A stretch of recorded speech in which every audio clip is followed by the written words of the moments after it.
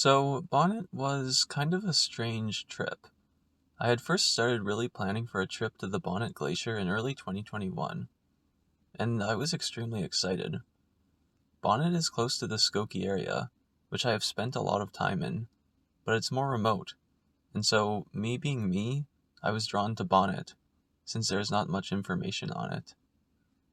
That summer of 2021, I had made a lot of really ambitious mountaineering plans with Kayla, and we spent a lot of time getting our asses handed to us, not even finishing approaches for some of these trips. Bonnet was probably one of the 3 hardest trips I had planned for 2021, and midway through the summer, there was serious doubt about how something like Bonnet would even be achievable. Kayla, though very competent physically, is no pack horse, which means that I would have to carry the tent and the majority of the safety equipment, which typically adds up to me carrying about 70 pounds. Part of the appeal of Bonnet was the route to get there. North of the Bonnet Glacier there are 2 high passes, with the Trifid Glacier in between them. An approach or egress this way would be incredibly scenic, but it would also require us to haul our packs up very high, through a lot of off-trail terrain, and to cross the Trifid Glacier with a lot of weight. After successfully climbing Mount Brazeau, but giving up before we could even attempt Warren, I think we realized the scale of what a Bonnet trip would be like, and we weren't going to be able to pull it off. Fast forward into 2022, and we had a lot more experience with the long backpacking trip. We made a 5-day failed attempt of Gannett Peak from June 30th to July 4th, and then a 4-day successful ascent of Gannett from July 24th to July 27th. We were supposed to start the Wind River High route shortly after, but during the Gannett trip I had picked up some sort of cardiovascular sickness, possibly COVID. Instead, we decided on a 3-day ascent of Granite Peak from July 30th to August 1st. Upon returning home, I realized that I had lost 8.5 pounds in 10 days from Gannett and Granite, and I wanted a rest. But Kayla still had time off from work, allocated to the Wind River High route, so we started thinking about possible trips to do. Naturally, I looked at my uncompleted plans from last year, and we decided we were ready to go for Bonnet. So after a full 4 days of rest and regaining 6 pounds, we were driving out to the Skokie area of Banff National Park. Seem to come out to the Skokie once a year since 2016, and it progressively gets more fucked up. That'll probably be true again.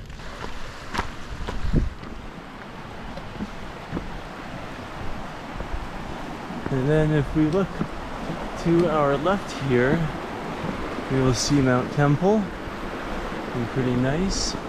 Freaking bullshit that they must have implemented this year. It's like, why put this giant fucking thing in the middle of the beautiful area, and now it's just this fucking design.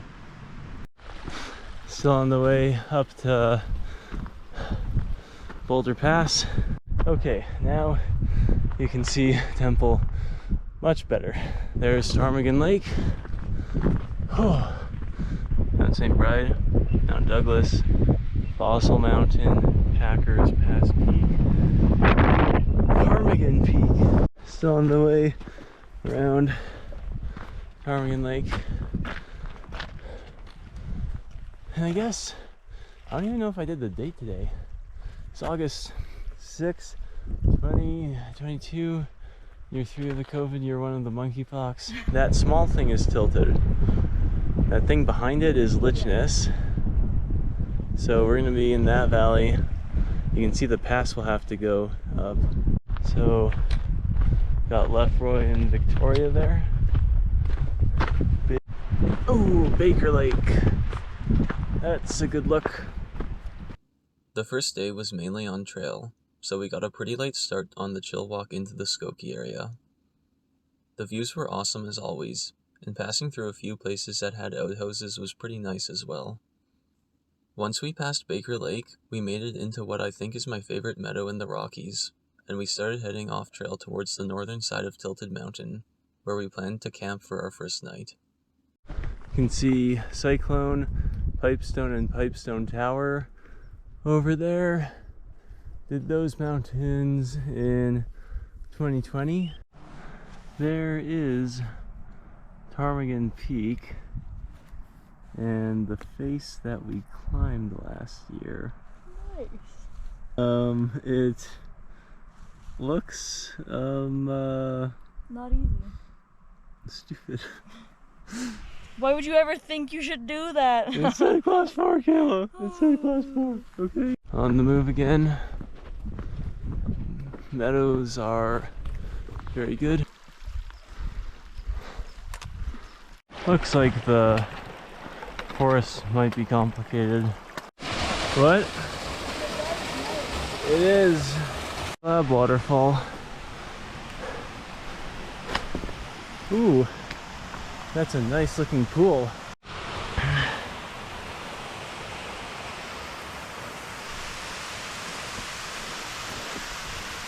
Finally got out of the forest. Whew. Well, here's the tarn. So, good news. Now we're gonna bushwhack around the vegetated side of the tarn and look for a flat spot to set up the tent. Yeah, so that one is Lychnis, Kayla. I think Kayla and I are gonna camp just in here. Kayla is down at the tarn right now with our bags, so just let her know. Then we'll come up and we will be done our first day. It's before 7 p.m. and Kayla and I have set up our camp. We just finished cooking the last of dinner. I made my saimin.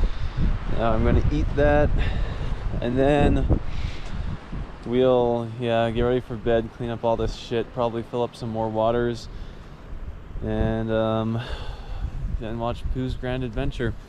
And tomorrow we're climbing that mountain for starters, and then we have a big traverse across the glacier on its backside. So it'll be exciting. Day 1 of the Bonnet trip is coming to a close. I set an alarm for the middle of the night, as we were in the middle of a meteor shower. I stayed up for probably 20 minutes, and saw 5 to 6 meteors. It was a really cool experience to see them with such great visibility. Day 2 of the trip was expected to be difficult, as we needed to get up to 2,900 meters to the high pass at the north end of the Trifid Glacier. From there we would make a quick ascent of Lychnis Mountain, and then we would cross the Trifid and descend to find a campsite at one of the lakes below the Bonnet Glacier, preferably one without a bunch of glacial silt. The second day was also expected to be one of the most enjoyable, as we would go through the highly anticipated northern approach to the Bonnet Glacier. It's about 6:11 a.m. August 7th, 2022, year 2 of the COVID, year 1 of the monkeypox. Kayla with Alpenglow on ptarmigan and starting to get some on fossil. We're on the move, slowly making our way up. We're at about 7,700 feet. We have to get to about 99 until we can take off the heavy packs. Baker Lake has a crazy reflection right now. We still have a couple hundred meters. You can see Ptarmigan Lake now. Good view towards Lake Louise. Still making our way up. We have come into some more difficult terrain. At least it's hard though enough.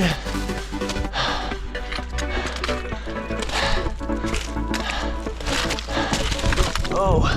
So there's the Drummond ice field. The snow is pretty hard, but it's already good. You can see we hit start Lychnis, and then we still have to cross the Trifid. So Lychnis is up there. Be sure on St. Bride. Getting a nice view of Lake Louise again. over towards, you can see Balfour now. In the back. Snow coming from the Trifid. Wow, the Lofta. Look for a torrent camp at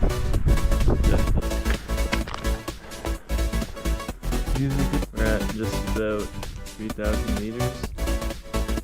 Maybe a bit more.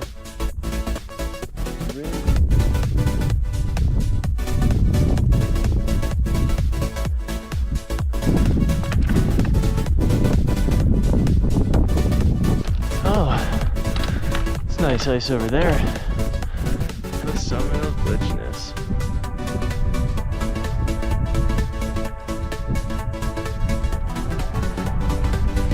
Honestly, not bad.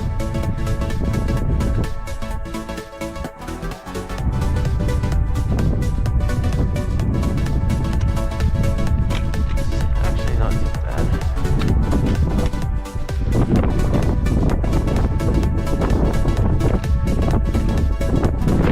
Okay, bags are just down there. So it's time to cross the Trifid now.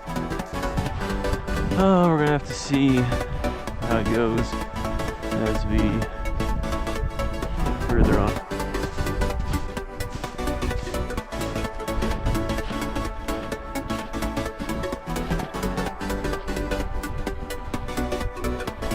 The bit up there that's melted away looks really cool.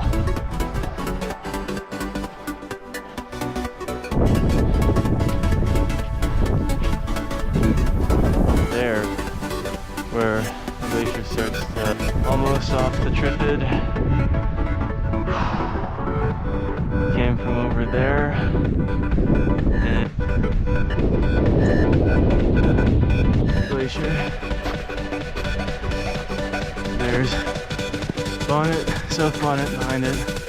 And wow, that's beautiful.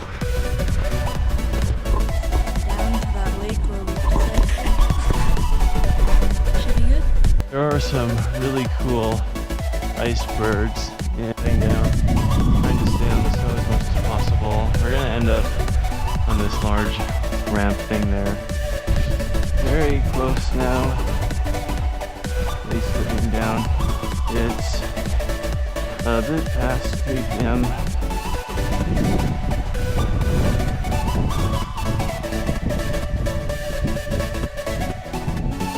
Okay, so the goal is to camp somewhere on that flat patch right there. Okay, this is going to be our camp for night 2.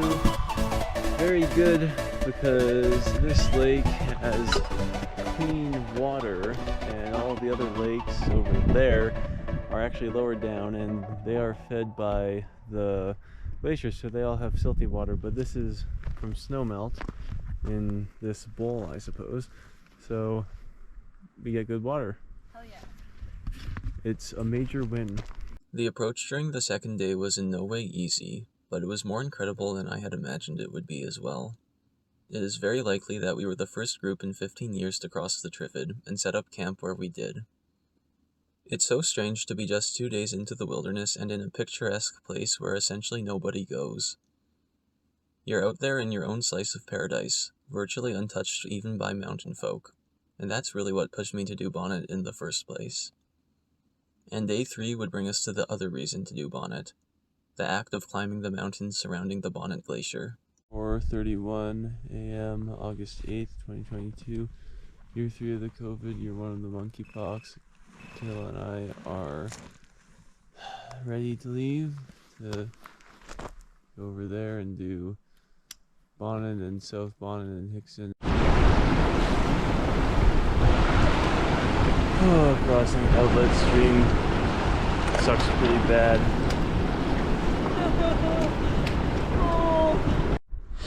Progress is pretty fast.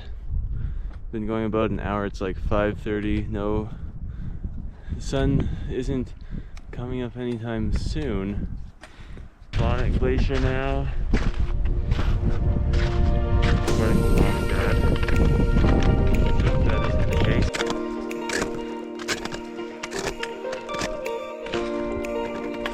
to get some alcohol.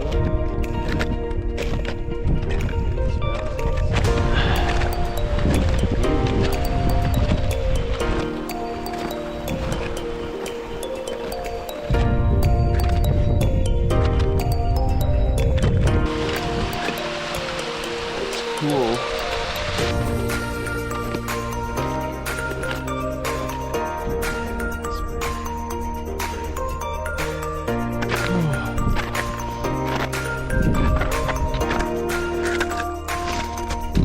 It's fun, but when you lose the incline peak, a bit better. Still not ideal. Finally off the glacier. Started this ramp. It's been some major bullshit. I've got 400 feet to the summit. This ramp is, yeah. See over the ridge now.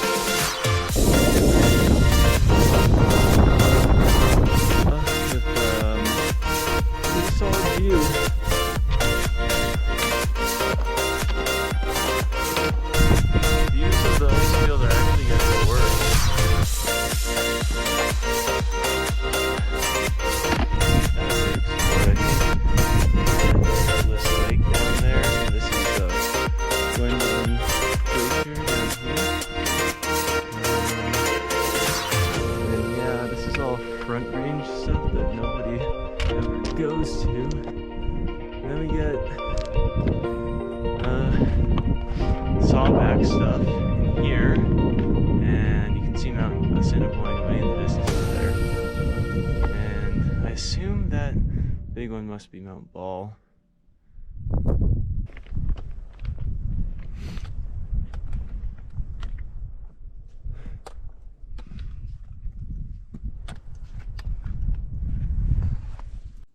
Bonnet and South Bonnet proved to be easy as expected, and as expected the views were superb, even with the smoke, which kind of gave us an interesting view to the south. Hickson would prove to be a challenge though,